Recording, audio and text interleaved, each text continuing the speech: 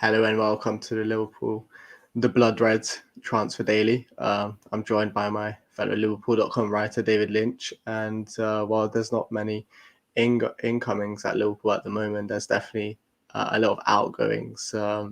Yesterday, we saw Sadio Mane in a Bayern Munich shirt for the first time. And towards the end of the day, news broke that Takumi Minamino could be on the brink of completing a 15.5 million move to AS Monaco. Which is a significant profit on the initial money that Liverpool purchased him for, isn't it, David? Yeah, really, really good fee, really, to get that and to think that, not just to make a profit on a player, but also the fact that he's contributed so much, particularly last season when you think he was, top scorer in the FA Cup and the League Cup as Liverpool won those trophies. So, it shows just how smart a signing he was as well, to getting him from Salzburg, just to finding out that clause existed and deciding to trigger that when there was a lot of interest around Minamino at that time, and that shows because there's been a lot of interest again this time around, even though he's maybe not featured as prominently as he would like to at Anfield. So all round a really smart piece of Liverpool business, and more money to put back into the transfer coffers. In terms of Monaco, it's an interesting move for him, isn't it? That was interesting in the Premier League. Are you surprised that he decided to go abroad and not stay in English football? I suppose if your career's short as they are, that maybe the opportunity to try something a little bit different maybe appealed. And I think, in the Premier League as well, I'm not so sure that, consistently he's shown to be right at that level necessarily.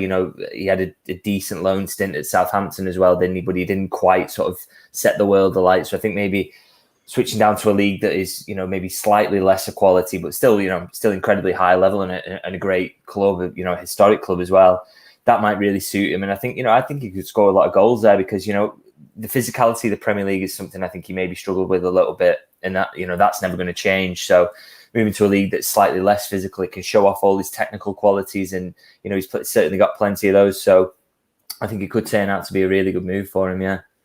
Yeah, I think what's interesting is Liverpool wanted, I think, initially 18 million for him.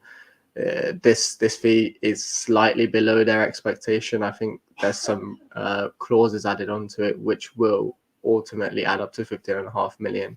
The initial fee is a little bit less than that. Do you think there was any better offers, or was this the best offer Liverpool got for Minamino? To be honest, I imagine that is as good as they got. I think a lot of the talk around, what their expectations were really is that it's almost setting out a position, isn't it? And sort of saying, if you can get anywhere near this, then we'll come to the table, sort of thing. And so I think really Liverpool will probably have got what they expected to in the end. And as we say, it's a quite a big profit really on what they actually paid, and they got quite a lot out of him. So it's I think they'll be pretty happy with how that's turned out. Absolutely. Now back to sort of looking at Liverpool's squad. That means Origi, Mane and Minamino have all, not officially, but it all looks like that all three of them are going to leave this summer. That is a significant loss in terms of goal contributions and assists, everything else really in terms of the squad. Obviously, Caballo has come in. Liverpool have said that he's going to be playing in one of the attacking positions. Nunes has also come in. But do you think Liverpool are still maybe short of one attacker? It's an interesting one. It depends sort of where those minutes get spread out, as you say. I think, what can we expect from Carvalho? We don't really know in this moment. I'm sure Liverpool will have a very good idea of what they think he's going to be like. I don't think it's going to be a surprise when he turns up at pre-season, because they've studied him very closely, and they'll have a really good idea what they can get out of him this season. And I suppose the same goes for Harvey Elliott, who obviously he got that injury last season, but you'd like to think he would pick up quite a few more minutes this season. But it's an interesting one. The Mane thing as well with him leaving. I think I've seen quite a lot of articles written and talk around the idea that look at Liverpool, they almost won the quadruple last season and they strengthen it. But I don't think you can quite say that with as much confidence. I think losing Mane, although I think ultimately may prove to be a bit of good business. Maybe he's on the slide slightly and he's getting to that age where that would happen, and getting in a younger replacement is sensible. But just as a starting point, Liverpool have lost a lot of goals and influence from last season, as you mentioned, and there's no guarantees that the replacements or these new players will hit the ground running, even if they work out at all. So it's, not to sound too pessimistic about it, but I think, I think if Liverpool can stay anywhere around that sort of same performance level, having brought in new faces, then that will be a huge bonus. I don't think at this moment you can say, oh, well, maybe they'll improve. I think, that would be the dream. But I think, if they can stay anywhere around the usual performance level with these new faces coming in, that would be great, because,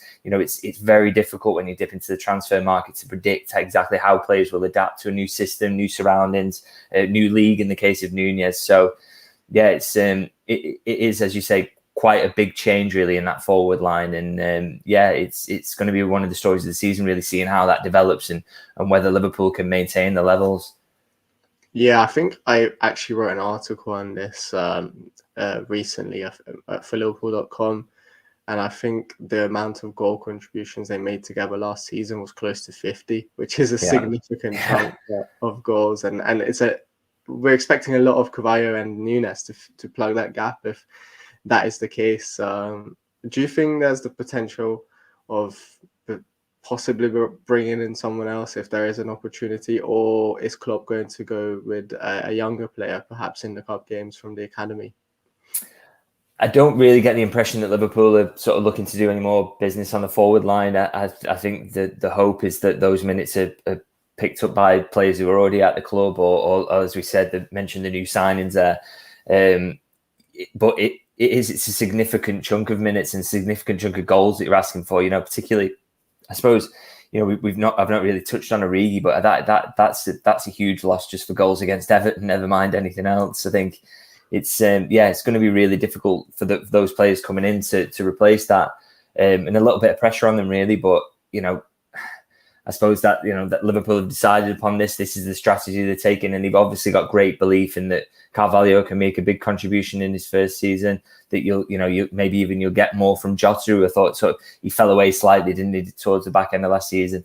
Luis Diaz, I think we could maybe hope that he will kick on to another level. Not in terms of his all-round performance, because I thought it was fantastic when he came in, but in terms of maybe goal scoring, can contribute a little bit more next season. Now he's settled in and he'll have a full pre-season. So, it's still a big ask of these new and relatively new players. But Liverpool seem confident they can do it without getting another body in.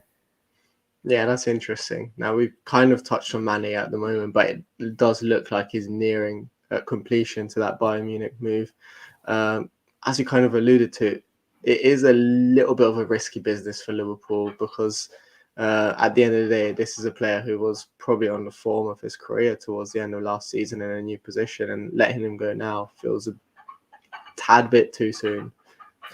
Yeah, that's it. I mean, for him he played such a prominent role in last stage of the FA Cup, the Champions League, and the league as well, moving into that centre forward position. So, in ideal circumstances, you wouldn't be losing someone who was so influential at the back end of last season. But I think Liverpool would argue that maybe the 18 months prior to that last 6 months were not quite near Mane's best, and that maybe that's an overall sign that although he got that confidence boost from winning the AFCON and then came back into the team and was fantastic towards the back end of the season, that maybe his physical numbers are on the slide slightly, and that there's some element of, okay, we can let his legs go on someone else's pitch almost, and maybe they'll be looking at it like that. But it is definitely, as you say, a gamble. You can get those judgments wrong.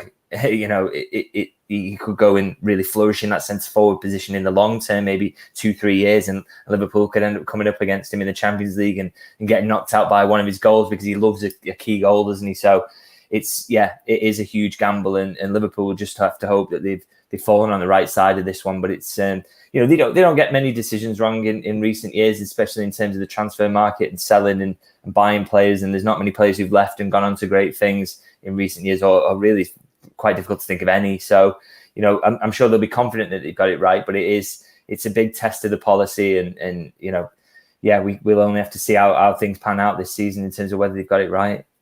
Yeah, I mean, on the other side of that, it would also have been a risk to continue with Mane and Firmino, all of them into their 30s. So I think Liverpool will counter that argument with that sort of proposition, because we've seen with the likes of Barcelona who've tried to do that, it's gone badly for them. that certainly could have poured an awful lot of money into contracts for older players that then you end up saddled with someone who is on an incredibly high wage and not, giving you the returns for that. So yeah, that's it. They've got to weigh all that up, and this is the decision they've made in the end, and made slightly easy by the fact that Bayern was so clearly interested and they had a buyer there to go with. So, that's not really been the case, for example, with Mo Salah. No one's turning up with £100 million bid that would maybe make Liverpool think about sort of moving their forward line on a little bit more as well again this summer. So yeah, difficult decisions, but that's what Julian Ward and the recruitment staff are paid for. So they'll be judged by what happens over the next sort of 9 months now. Thank you. I think that about wraps it up. It's going to be an interesting 9 months at what happens with Salah's contract. Thanks, David, for joining me, and thanks everyone for tuning in. Make sure to check out the rest of the Blood Red content going out today and all the written content on Liverpool.com. Thank you, guys.